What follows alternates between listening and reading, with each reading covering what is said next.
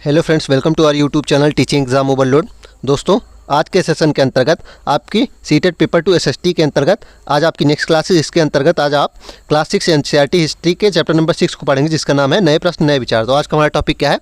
नए प्रश्न नए विचार, जो क्लास 6 हिस्ट्री का चैप्टर नंबर 6 है। चलिए फिर सेशन को शुरू करते हैं। पहला पॉइंट है इसमें बुद्ध की कहानी। बुद्ध की कहानी चलिए देखते हैं। बौद्ध धर्म के संस्थापक सिद्धार्थ थे, जिन्हें गौतम के नाम से जाना जाता है। ध्यान रखिएगा, बौद्ध धर्म के संस्थापक कौन थे? सिद्धार्थ थे, और इन्हें गौतम के नाम से भी जाना जाता है। इनका जन्म लगभग 2500 वर्ष पूर्व हुआ था। तो जन्म इनका लगभग 2500 वर्ष पूर्व हुआ था, और जब इनका जन्म हुआ तब वह समय ऐसा था कि जीवन में तेजी से परिवर्तन हो रहा था, चाहे वह शहर का जीवन हो या फिर गाँव का जीवन हो। बुद्ध क्षत्रिय थे तथा शाक्य नामक एक छोटे से गढ़ से संबंधित थे। ध्यान रखिएगा, इंपॉर्टेंट पॉइंट है, यहाँ नोट कर लीजिएगा कि बुद्ध क्षत्रिय थे तथा शाक्य नामक एक छोटे से गढ़ से इनका संबंध था। युवा अवस्था में इन्होंने ज्ञान की प्राप्ति के लिए जो है वह गृहत्याग कर दिया था। तो ज्ञान की खोज के लिए इन्होंने गृहत्याग कर दिया युवा अवस्था में ही। अनेक वर्षों तक ये भ्रमण करते रहे। अनेक वर्षों तक ये भ्रमण करते रहे तथा अन्य विचारकों से मिलकर चर्चा करते रहे कि हमें ज्ञान की प्राप्ति किस प्रकार हो सकती है। लेकिन इन्हें जब कोई लाभ नहीं हुआ तो अंततः ज्ञान प्राप्ति के लिए इन्होंने खुद से प्रयास किया। तो अंततः ज्ञान की प्राप्ति के लिए खुद से प्रयास करने लगे। इसके लिए उन्होंने बोधगया बिहार में एक पीपल वृक्ष के नीचे कई दिनों तक तपस्या की। इसके लिए उन्होंने क्या किया? बोधगया बिहार में पीपल वृक्ष के नीचे कई दिनों तक तपस्या की और अंततः उन्हें ज्ञान की प्राप्ति हुई। और जब ज्ञान की प्राप्ति उन्हें हो गई तो उन्होंने पहला उपदेश वाराणसी के निकट सारनाथ में दिया। ध्यान रखिएगा, ज्ञान की प्राप्ति के बाद ये बुद्ध कहलाए और इन्होंने वाराणसी के निकट स्थित सारनाथ में पहला उपदेश दिया। कुशीनगर में मृत्यु से पहले का शेष जीवन उन्होंने पैदल ही एक स्थान से दूसरे स्थान पर जाते रहे और लोगों को ज्ञान देते रहे। तो इसमें इंपॉर्टेंट पॉइंट क्या है कि इनको ज्ञान की प्राप्ति कहाँ हुई? बोधगया बिहार में पीपल वृक्ष के नीचे। पहला उपदेश इन्होंने कहाँ दिया था? सारनाथ में। और मृत्यु इनकी कहाँ हुई? कुशीनगर में हुई। चलिए आगे देखते हैं। अब हम आगे देखते हैं बुद्ध की शिक्षाएं क्या थी। बुद्ध ने शिक्षा दी कि यह जीवन कष्टों और दुखों से भरा हुआ है। बुद्ध ने क्या शिक्षा दी कि यह जीवन जो है वह कष्टों और दुखों से भरा हुआ है, और ऐसी हमारे इच्छा और लालसाओं के कारण होता है। तो जो जीवन कष्ट और दुखों से भरा हुआ है, ऐसा क्यों होता है कि हमारी इच्छाएं और लालसाएं क्या होती है? जो हमेशा पूरी नहीं हो सकती वही लालसाएं होती। जो हमेशा पूरी नहीं हो सकती वही लालसाएं होती है, और कुछ इच्छाएँ होती हैं। इन्हीं कारणों से हमारा जीवन कष्टों और दुखों से भरा हुआ है। कभी कभी हम जो चाहते हैं वह प्राप्त कर लेने के बाद भी संतुष्ट नहीं होते हैं हम। तो कभी कभी हम जो हमारी इच्छाएं होती हैं हम उसको प्राप्ति भी कर लेते हैं, फिर भी संतुष्टि हमें नहीं मिलती है, और अधिक वस्तुओं के पाने की इच्छा जागृत हो जाती है। जब उस इच्छा की प्राप्ति हो जाती है तो हम कुछ और पाने की इच्छा जागृत कर लेते हैं। बुद्ध ने इसे लिप्सा कहा है, और बुद्ध ने इस लिप्सा को तृष्णा कहा। ध्यान रखिएगा, बुद्ध ने इस लिप्सा को तृष्णा कहा। तृष्णा क्या कहा? तृष्णा किसे कहते हैं? जो हमारी इच्छाएँ हैं जो पूर्ति हमें नहीं कर सकती, जिनकी पूर्ति हम नहीं कर सकते हैं, वही तृष्णा है।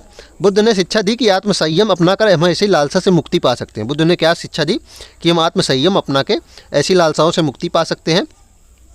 बुद्ध ने अपनी शिक्षा सामान्य लोगों को प्राकृत भाषा में दी। मोस्ट इंपॉर्टेंट पॉइंट है, बुद्ध की शिक्षाएं किस भाषा में थी? प्राकृत भाषा में थी। इसको नोट कर लीजिएगा कि बुद्ध की भाषाएं प्राकृत भाषा में थी। इससे सामान्य लोग भी उनके संदेश को समझ सके। ध्यान रखिएगा, क्योंकि वैदिक साहित्य संस्कृत में था, इसलिए सभी लोग वैदिक साहित्य को फॉलो नहीं कर पा रहे थे। इसलिए बुद्ध ने क्या किया कि जो अपना धर्म उन्होंने फैलाया, जो अपने उपदेश दिए, वह पाली भाषा में वह प्राकृत भाषा में दिया, जिससे सामान्य लोगों तक यह पहुँच सके मेरा संदेश। इसलिए प्रश्न बनता है बुद्ध धर्म की भाषा क्या थी? तो वह थी प्राकृत भाषा। अब अगला पॉइंट एक है कि पूछा जा सकता है किस्सा गौतमी की कहानी किससे संबंधित है? तो किस्सा गौतमी की कहानी किससे संबंधित है? बुद्ध से संबंधित है। ध्यान रखिए, किस्सा गौतमी की कहानी किससे संबंधित है? बुद्ध से संबंधित है। इसको अगर पूछा जाएगा, पूछा तो सिर्फ यही पूछा जा सकता है कि किस्सा गौतमी की कहानी किससे संबंधित है, तो वह गौतम बुद्ध से संबंधित है। आगे चलिए देखते हैं। आगे हम अगला देखते हैं उपनिषद। आगे क्या देखते हैं? उपनिषद। जिस समय बुद्ध उपदेश दे रहे थे उसी समय या उससे भी थोड़ा पहले दूसरे अन्य चिंतक भी कठिन प्रश्नों का उत्तर ढूंढने का प्रयास कर रहे थे। ऐसा कई विचारों का संकलन उपनिषद में हुआ है। ध्यान रखिएगा, जो विभिन्न विचार थे, जो विभिन्न प्रश्नों का उत्तर ढूंढा जा रहा था, और जब वह उत्तर मिला तो उसका संकलन उपनिषदों में किया गया है। उपनिषद का अर्थ क्या होता है? उपनिषद का अर्थ होता है गुरु के समीप बैठना। ध्यान रखिएगा, उपनिषद का अर्थ पूछ लिया जाता है तो इसका अर्थ होता है गुरु के समीप बैठना। उपनिषद उत्तर वैदिक ग्रंथों का हिस्सा है। ध्यान रखिएगा, उपनिषद उत्तर वैदिक ग्रंथों का हिस्सा है, और उपनिषद का अर्थ क्या होता है? गुरु के समीप बैठना।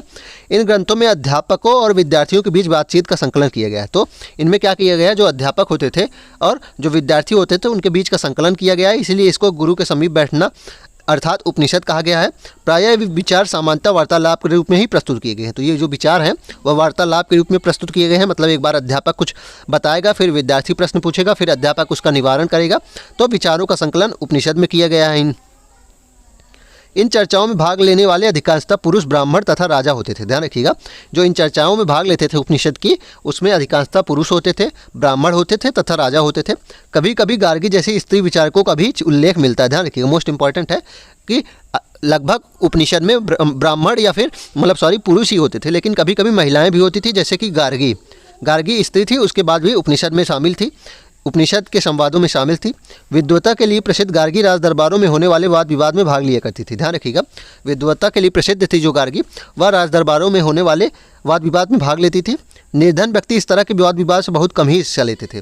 तो उपनिषदों में निर्धन व्यक्ति भाग नहीं लेते थे, लेकिन एक अपवाद है, अपवाद आप उसको आगे पढ़ेंगे, बहुत इंपॉर्टेंट है कि इस तरह का एक प्रसिद्ध अपवाद सत्यकाम जाबाल है। नोट कर लीजिएगा ये नाम, कि उपनिषदों में एक निर्धन लोग वैसे भाग नहीं लेते थे, लेकिन एक अपवाद है सत्यकाम जाबाल का।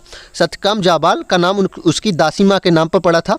सत्यकाम के मन में सत्य जानने की तीव्र जिज्ञासा उत्पन्न हुई। ध्यान रखिएगा, सत्यकाम जाबाल के मन में सत्य जानने की तीव्र जिज्ञासा या इच्छा जागृत हुई। गौतम नाम का एक ब्राह्मण ने उन्हें अपने विद्यार्थी के रूप में स्वीकार किया। गौतम नाम का एक ब्राह्मण उन्हें अपने विद्यार्थी के रूप में स्वीकार किया तथा वह अपने समय के सर्वाधिक प्रसिद्ध विचारकों में से एक बना। जो सत्यकाम जाबाल हुए वो अपने समय के एक सर्वाधिक प्रसिद्ध विचारकों में से एक बने, निर्धन होने के बावजूद भी। आगे देखते हैं, आगे एक प्रश्न बन सकता है कि बुद्धिमान भिखारी जो कहानी है वह किससे संबंधित है। तो यह वार्तालाप छांदोग उपनिषद नामक एक प्रसिद्ध उपनिषद की एक कहानी पर आधारित है। ध्यान रखिएगा, बुद्धिमान भिखारी जो है वह छांदोग उपनिषद की कहानी पर आधारित है। इसको नोट कर लीजिएगा, प्रश्न बन सकता है कि बुद्धिमान भिखारी नामक कहानी जो है वह किस पर आधारित है। तो वह छांदोग उपनिषद पर आधारित है। आगे देखते हैं, भारतीय दर्शन की 6 पद्धतियाँ, षड दर्शन जो है भारतीय दर्शन का, उसको देखते हैं। सदियों से भारत द्वारा सत्य की बौद्धिक का प्रतिनिधित्व दर्शन की शाखाओं ने किया। ध्यान रखिएगा, जो भारत द्वारा सत्य की बौद्धिक क्षमता थी उसका प्रतिनिधित्व किसने किया है? दर्शन की शाखाओं ने किया है, जो थी 6 थी। ये इसमें से एक था वैशेषिक, दूसरा न्याय, सांख्य, योग, पूर्व मीमांसा और वेदांत या उत्तर मीमांसा। 6 थी। कौन कौन से थी? नाम ही इनका पूछा जा सकता है। वैशेषिक, न्याय, सांख्य, योग, पूर्व मीमांसा या फिर उत्तर मीमांसा या फिर वेदांत। और इन 6 पद्धतियों की स्थापना किसने की थी? वैशेषिक की किसने की थी? ऋषि कणाद ने। नोट कर लीजिएगा, वैशेषिक की ऋषि कणाद ने। न्याय की महर्षि गौतम ने। न्याय की किसने की थी? महर्षि गौतम ने। सांख्य की कपिल मुनि ने की थी। सांख्य की किसने की थी? कपिल मुनि ने।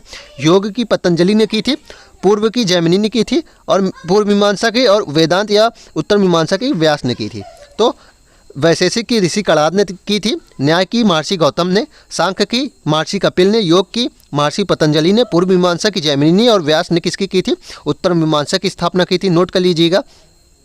आगे देखते हैं, जर्मन मूल के ब्रिटिश भारतविद मैक्स मूलर के अनुसार दर्शन की इन 6 शाखाओं का विकास का पीढ़ियों के दौरान व्यक्तिगत विचारकों के योगदान से ही हुआ है। तो ये सब बातें इंपॉर्टेंट नहीं, ध्यान रखिएगा, इसमें सिर्फ यही इंपॉर्टेंट है। इस पैराग्राफ में इंपॉर्टेंट क्या है कि 6 जो षड दर्शन है उन 6 के नाम पूछ सकता है। वैशेषिक, न्याय, सांख्य, योग, पूर्व मीमांसा तथा उत्तर मीमांसा। तथा इनकी स्थापना किसने की थी? तो वैशेषिक की कणाद ने की थी। न्याय की किसने की थी? गौतम ने। सांख्य की कपिल ने। योग की पतंजलि ने। पूर्व मीमांसा की जैमिनी ने। और उत्तर मीमांसा किसने की थी? व्यास ने की थी। चलिए आगे देखते हैं। अब चलिए देखते हैं व्याकरणविद पाणिनि कौन थे। इस युग में कुछ अन्य विद्वान भी खोज कर रहे थे। ध्यान रखिएगा, इस युग में कुछ अन्य विद्वान भी खोज कर रहे थे। उन्हीं प्रसिद्ध विद्वानों में एक पाणिनि ने संस्कृत भाषा के व्याकरण की रचना की। ध्यान रखिएगा, पाणिनि ने किसकी रचना की? पाणिनि के जो बुक थी उसका नाम अष्टाध्यायी था और उसमें क्या था? संस्कृत भाषा का व्याकरण था। ध्यान रखिएगा, संस्कृत भाषा का व्याकरण था और रचना किसने की थी? पाणिनि ने। और बुक का नाम क्या था उस बुक का? अष्टाध्यायी। उन्होंने स्वरों तथा व्यंजनों को एक विशेष क्रम में रखकर उनके आधार पर सूत्रों की रचना की। तो उन्होंने क्या किया था? स्वरों तथा व्यंजनों को एक विशेष क्रम में रखकर उनके आधार पर सूत्रों की रचना की थी। ये सूत्र बीजगणित के सूत्रों से काफ़ी मिलते जुलते थे। तो ये जो सूत्र थे ये बीजगणित के सूत्रों से काफ़ी मिलते जुलते थे। इसका प्रयोग कर उन्होंने संस्कृत भाषा के प्रयोगों के नियम लघु सूत्र के रूप में लिखे हैं, जो लगभग 3000। तो जो इसका प्रयोग करके जो ये सूत्र बनाए थे, इसका प्रयोग करके उन्होंने संस्कृत भाषा के प्रयोगों के नियम लघु सूत्रों के रूप में लिखे हैं। तो संस्कृत भाषा का प्रयोग कैसे करना है इसके नियम लिखे हैं लघु सूत्र नाम से, जो लगभग 3000 हैं। और इसकी रचना किसने की है? पाणिनि ने। ध्यान रखिएगा, बुक कौन सी? अष्टाध्यायी है और उसमें लिखा क्या गया है? संस्कृत का व्याकरण। चलिए आगे देखते हैं, हम धर्म को देख लेते हैं। जैन धर्म इंपॉर्टेंट टॉपिक है। इसी युग में अर्थात लगभग 2500 वर्ष पूर्व जैन धर्म के 24वें तथा अंतिम तीर्थंकर वर्धमान महावीर ने भी अपने विचारों का प्रसार किया। ध्यान रखिएगा, इसी युग में लगभग 2500 वर्ष पूर्व में जैन धर्म के 24वें और अंतिम तीर्थंकर कौन थे? वर्धमान महावीर, जिन्होंने जैन धर्म के वास्तविक संस्थापक के रूप में उन्हें माना जाता है। जैन धर्म के संस्थापक कौन है? पार्श्वनाथ है, लेकिन वास्तविक संस्थापक नहीं माना जाता है। वह वज्जी संघ के लिच्छवी कुल के एक क्षत्रिय राजकुमार थे। ध्यान रखिएगा, ये वज्जी संघ के लिच्छवी कुल के एक क्षत्रिय राजकुमार थे। मोस्ट इंपॉर्टेंट पॉइंट है, इसको नोट कर लीजिएगा कि वर्धमान महावीर वज्जी संघ के लिच्छवी कुल के थे और एक क्षत्रिय राजकुमार थे। 30 वर्ष की आयु में इन्होंने गृह त्याग किया। 30 वर्ष की आयु में इन्होंने गृह त्याग करके जंगल में रहने लगे। 12 वर्ष तक इन्होंने कठिन तपस्या की और एकाकी जीवन जिया। इसके बाद उन्हें ज्ञान प्राप्त हुआ। 30 वर्ष की अवस्था में इन्होंने गृह त्याग किया और 12 वर्ष इन्होंने कठिन तपस्या करके ज्ञान की प्राप्ति की। 42 साल की उम्र में इन्होंने 42 साल की उम्र में ज्ञान की प्राप्ति की। इनकी शिक्षा सरल थी। सत्य जानने की इच्छा रखने वाले प्रत्येक स्त्री पुरुष को अपना घर छोड़ देना चाहिए। इनका मानना था कि जिन्हें सत्य जानना है वह प्रत्येक स्त्री पुरुष को घर अपना त्याग कर देना चाहिए। उन्हें अहिंसा के नियमों को कड़ाई से पालन करना चाहिए। तो उन्हें क्या करना चाहिए? उन्हें अहिंसा के नियमों का कड़ाई से पालन करना चाहिए, मतलब बहुत अच्छे ढंग से उसको पालन करना चाहिए। अर्थात किसी भी जीव को ना तो कष्ट देना चाहिए और ना ही उसको हत्या करनी चाहिए। तो इनका मानना था कि अहिंसा का मतलब क्या था? किसी भी जीव के ऊपर आप ना कष्ट करिए, ना ही उनकी हत्या करिए। महावीर का कहना था कि सभी जीना चाहते हैं, सभी जीव जीना चाहते हैं, सभी के लिए जीवन प्रिय है। महावीर का यह मानना था, इनका कथन था सभी जीव जीना चाहते हैं और सभी के लिए जीवन प्रिय था। प्रश्न बन सकता है यह कथन किसका है कि सभी जीव जीना चाहते हैं, सभी के लिए जीवन प्रिय है? तो यह महावीर स्वामी का कथन है, जो जैन धर्म के वास्तविक संस्थापक के रूप में माने जाते हैं। महावीर ने अपनी शिक्षा प्राकृत में दी। ध्यान रखिएगा, महावीर ने अपनी शिक्षा किस में दी? प्राकृत में दी। यही कारण है कि साधारण जन भी उनके तथा उनके अनुयायियों की शिक्षाओं को समझ सके। देश के अलग अलग हिस्सों में प्राकृत के अलग अलग रूप प्रचलित थे। ध्यान रखिएगा, देश के अलग अलग हिस्सों में प्राकृत के अलग अलग रूप प्रचलित थे। प्रचलन क्षेत्र के आधार पर ही उनके अलग अलग नाम थे। जैसे मगध में बोली जाने वाली भाषा प्राकृत मागधी कहलाती थी। तो इन्होंने अपनी भाषा किस में दी? प्राकृत में दी। और इनका कथन क्या था? सभी के लिए जीवन प्रिय है, सभी जीना चाहते हैं, सभी जीव जीना चाहते हैं। चलिए आगे देखते हैं। जैन नाम से जाने गए महावीर के अनुयायियों को भोजन के लिए भिक्षा मांगकर सादा जीवन बिताना पड़ता था। तो जो जैन नाम से जाने जाते थे वे महावीर के अनुयायी होते थे और उन्हें भिक्षा मांगकर जीवन जीना पड़ता था। उन्हें पूरी तरह से ईमानदार होना पड़ता था और अहिंसा का पालन करना पड़ता था तथा चोरी न करने का उन्हें सख्त हिदायत दी गई थी। चोरी न करने की सख्त हिदायत दी गई थी और उन्हें ब्रह्मचर्य का पालन कड़ाई से करना पड़ता था। ब्रह्मचर्य और अहिंसा का पुरुषों को वस्त्र सहित सब कुछ त्याग कर देना पड़ता था। अगला पॉइंट है कि मुख्यतः व्यापारियों ने जैन धर्म का समर्थन किया। किसानों के लिए इन नियमों का पालन अत्यंत कठिन था। अब प्रश्न बनता है कि किसानों के लिए जैन धर्म का नियम पालन करना क्यों कठिन था? क्योंकि फसल की रक्षा के लिए उन्हें कीड़े मकोड़ों को मारना पड़ता था। बाद की सदियों में जैन धर्म उत्तर भारत के कई हिस्सों के साथ साथ गुजरात, तमिलनाडु और कर्नाटक में भी फैल गया। तो प्रश्न अगर बनेगा कि किसानों के लिए जैन धर्म का पालन करना क्यों कठिन था? क्योंकि फसल की रक्षा के लिए उन्हें कीड़ों को मारना पड़ता था और वैसे भी खेतों की जुताई आदि में कुछ न कुछ कीड़े मर ही जाते थे। और मुख्यतः व्यापारी जो थे वह जैन धर्म के समर्थक होते थे। और बाद की सदियों में जैन धर्म कहाँ कहाँ फैला? गुजरात, तमिलनाडु, कर्नाटक आदि राज्यों में। आगे देखते हैं। महावीर तथा उनके अनुयायियों की शिक्षा कई शताब्दियों तक मौखिक रूप से हो रही थी। ध्यान रखिएगा, महावीर तथा उनके अनुयायियों की जो शिक्षा थी वह मौखिक रूप से कई शताब्दियों तक चलती रही। वर्तमान रूप से उपलब्ध जैन धर्म की शिक्षाएं लगभग 1500 वर्ष पूर्व गुजरात में वल्लभी नामक स्थान पर लिखी गई।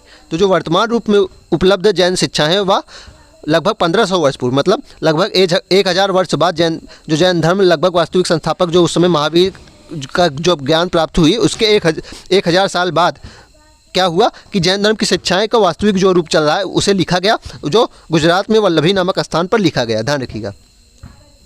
अब चलिए देखते हैं संघ क्या होता था। संघ देख लेते हैं क्या होता था। महावीर तथा बुद्ध दोनों का ही मानना था कि घर का त्याग करने से ही सच्चे ज्ञान की प्राप्ति हो सकती थी। ऐसे लोगों के लिए उन्होंने संघ नामक संगठन बनाया जहाँ पर घर का त्याग करने वाले लोग एक साथ रह सकते थे। तो महावीर तथा बुद्ध दोनों का मानना था कि गृह त्याग से ही ज्ञान की प्राप्ति हो सकती थी और सच्चे ज्ञान की प्राप्ति के लिए हमें गृह त्याग करना आवश्यक है। ऐसे लोगों के लिए उन्होंने संघ नामक एक संगठन बनाया जहाँ पर जो गृह त्याग करने वाले लोग होते थे वह एक रूप में रह सकते थे, एक साथ रह सकते थे। संघ में रहने वाले बौद्ध भिक्षुओं के लिए बनाए गए नियम विनय पिटक नामक ग्रंथ में मिलते हैं। बहुत इंपॉर्टेंट पॉइंट है, इसको नोट कर लीजिएगा। संघ में जो रहने वाले बौद्ध भिक्षुओं के नियम है वह किस में मिलते हैं? विनय पिटक में मिलते हैं। विनय पिटक से हमें पता चलता है कि सच में पुरुष स्त्रियों के रहने के लिए अलग अलग व्यवस्था थी। तो विनय पिटक से हमें क्या पता चलता है कि जो मठ था, जो संघ था, उसमें पुरुष और स्त्रियों के लिए रहने के लिए अलग अलग व्यवस्था थी। सभी व्यक्ति और संघ में प्रवेश ले सकते थे। सभी व्यक्ति संघ में प्रवेश ले सकते थे। हालांकि संघ में प्रवेश के लिए बच्चों को अपने माता पिता से, दासों को अपने स्वामी से, राजा के यहाँ जो काम करने वाले लोग थे उन्हें राजा से तथा कर्जदारों को अपने देनदारों से अनुमति लेनी पड़ती थी। तो सभी लोग संघ में रह सकते थे, लेकिन जो बच्चे होते थे उन्हें अपने माता पिता से, दासों को अपने स्वामी से, जो राजा के यहाँ काम करने वाले लोग होते थे उन्हें राजा से, और कर्जदारों को अपने देनदारों से अनुमति लेनी पड़ती थी कि मुझे संघ में रहने की आप अनुमति दे दीजिए। एक स्त्री को इसके लिए अपने पति से अनुमति लेनी होती थी। अगर स्त्री को संघ में रहना होता था तो उसे अपने पति से अनुमति लेनी पड़ती थी। आगे देखते हैं। संघ में प्रवेश लेने वाले स्त्री पुरुष बहुत सादा जीवन जीते थे। वे अपना अधिकांश समय ध्यान करने में बिताते थे। ध्यान रखिएगा, वे बहुत सादा जीवन जीते थे जो संघ में रहते थे और अपना अधिकांश समय ध्यान करने में बिताते थे। और दिन के एक निश्चित समय में वे शहरों तथा गाँवों में भिक्षा मांगने जाते थे। तो दिन के निश्चित समय में वह शहरों और गाँवों में भिक्षा मांगने जाते थे। यही कारण है कि उन्हें भिक्खु तथा भिक्षुड़ी या भिक्खु और भुखड़ी, ध्यान रखिएगा, प्राकृत शब्द है। साधु भिखारी के लिए प्राकृत शब्द का यूज हुआ है भिक्खु तथा भिक्षुड़ी। पूछा जा सकता है कि भिक्खु तथा भिक्षुड़ी किस भाषा का वर्ड है, तो वह प्राकृत भाषा का वर्ड है। वे आम लोगों की शिक्षा देते थे और साथ ही एक दूसरे की सहायता भी करते थे। तो ये भिक्खु भिक्षुड़िया होते थे, वह आम लोगों को शिक्षा देते थे और साथ ही एक दूसरे की सहायता भी करते थे। अब देखते हैं जैन शब्द का अर्थ क्या होता है। जैन शब्द जिन से निकला है जिसका अर्थ होता है विजेता। ध्यान रखिएगा, जैन शब्द किससे निकला है, जिन से निकला है जिसका अर्थ क्या होता है, विजेता होता है। नोट कर लीजिएगा। अब विहार देखते हैं, विहार होता क्या था। जैन तथा बौद्ध भिक्खु पूरे साल एक स्थान से दूसरे स्थान घूमते हुए उपदेश दिया करते थे। तो जैन तथा बौद्ध जो भिक्षुड़िया या भिक्खु होते थे वह पूरे साल एक स्थान से दूसरे स्थान घूमते हुए उपदेश देते थे। केवल वर्षा ऋतु में जब यात्रा करना कठिन हो जाता था तो वे एक स्थान पर निवास करते थे। ऐसे समय वे अपने अनुयायियों द्वारा उद्यानों में बनाए गए अस्थायी निवासों में अथवा पहाड़ी क्षेत्रों की प्राकृतिक गुफाओं में रहते थे। तो जो बौद्ध या जैन भिक्षु या भिक्षुड़िया होते थे वह वर्ष भर घूमकर उपदेश देते थे। लेकिन वर्षा ऋतु में चूँकि घूमना मतलब उपदेश देना कठिन हो जाता था, इसलिए वह एक स्थान पर निवास करने के लिए मजबूर हो जाते थे। तो वे उस समय क्या करते थे, अनुयायियों द्वारा उद्यान जो बनाए गए थे या फिर पहाड़ी क्षेत्रों की प्राकृतिक गुफाओं में रहते थे। जैसे जैसे समय बीतता गया भिक्खु भिक्षुणियों ने स्वयं तथा उनके समर्थकों को ने अधिक स्थायी शरणा स्थलों की आवश्यकता का अनुभव किया। तो जैसे जैसे समय बीतता गया भिक्खु भिक्षुणियों ने स्वयं भी अनुभव किया और उनके समर्थकों ने भी यह अनुभव किया कि उनके लिए एक स्थायी शरणा स्थल बनाना चाहिए। तब कई शरणा स्थल बनाए गए जिन्हें विहार कहा गया। तब कई शरणा स्थल बनाए गए जिन्हें क्या कहा गया, विहार कहा गया। आरंभिक विहार लकड़ी के बनाए गए थे। जो आरंभिक विहार बनाए गए थे वे लकड़ी के बनाए गए थे तथा बाद में इनके निर्माण में ईंटों का प्रयोग होने लगा। बाद में क्या हुआ कि इनके निर्माण में ईंटों का प्रयोग होने लगा। पश्चिम भारत में विशेषकर कुछ विहार पहाड़ियों को खोद कर बनाए गए थे। ध्यान रखिएगा, पश्चिम भारत में कुछ विहार जो थे विशेषकर पहाड़ियों को खोद कर बनाए गए थे। आगे देखते हैं। एक पहाड़ी को काट कर बनाई गई एक गुफा है कार्ले, जो वर्तमान महाराष्ट्र में है। वह भी एक क्या है, विहार है। भिक्खु भिक्षुणियाँ इन शरणीय स्थलों में रहकर ध्यान किया करते थे। तो प्रश्न बन सकता है कार्ले विहार जो है वह कहाँ है, तो वह महाराष्ट्र में है। चलिए अब अन्यत्र देख लेते हैं। इसमें है कि जरथुस्त्र एक ईरानी पैगंबर थे। तो जरथुस्त्र कौन थे, एक ईरानी पैगंबर थे। इनकी शिक्षाओं का संकलन जैन-अवस्था नामक ग्रंथ में मिलता है। तो इनकी शिक्षाओं का संकलन किस में मिलता है, जैन-अवस्था नामक एक ग्रंथ में मिलता है। जैन-अवस्था की भाषा तथा इसमें वर्णित रीति रिवाज वेदों की भाषा तथा रीति रिवाज से काफ़ी मिलते जुलते हैं। तो जैन-अवस्था नामक जो ग्रंथ था उसकी भाषा और रीति रिवाज जो है वह वेदों में जो वर्णित रीति रिवाज और भाषा है उससे काफ़ी मिलते जुलते थे। जरथुस्त्र की मूल शिक्षा का सूत्र क्या था, सद्विचार, सद्वचन तथा सद्कार। तो इनकी मूल शिक्षा का सूत्र क्या था, सद्विचार करिए, अच्छे विचार करिए, अच्छे वचन का प्रयोग करिए और अच्छे कार्य करिए। आगे देखते हैं। 1000 से अधिक वर्षों तक जरथुस्त्रवाद ईरान का एक प्रमुख धर्म रहा। ध्यान रखिएगा, 1000 से अधिक वर्ष तक जरथुस्त्रवाद ईरान का एक प्रमुख धर्म रहा। बाद में कुछ जरथुस्त्रवादी, यहाँ ईरान का लीजिएगा, ये गलत लिख उठा है। बाद में कुछ जरथुस्त्रवादी ईरान से गुजरात और महाराष्ट्र के तटीय नगरों में बस गए। तो बाद के समय में क्या हुआ, कुछ जरथुस्त्रवादी जो थे वह ईरान से आकर गुजरात और महाराष्ट्र के तटीय नगरों में बस गए। वे लोग ही आज के पारसियों के पूर्वज हैं। तो वही लोग आज के पारसियों के पूर्वज माने जाते हैं। चलिए फिर इसी के साथ आज के सेशन को हम समाप्त करते हैं। आशा करता हूँ कि आपको सेशन पसंद आया होगा। अगर आप इसी तरह के कुछ अन्य सेशन को भी देखना चाहते हैं तो हमारे यूट्यूब चैनल को लाइक करें, सब्सक्राइब करें तथा ज़्यादा से ज़्यादा शेयर करें। साथ ही अगर आप इसकी PDF भी प्राप्त करना चाहते हैं तो हमारे टेलीग्राम चैनल का लिंक डिस्क्रिप्शन बॉक्स में है, आप उससे ज्वाइन हो जाइए, आपको सारी PDF वहीं मिलेंगी। चलिए फिर, धन्यवाद।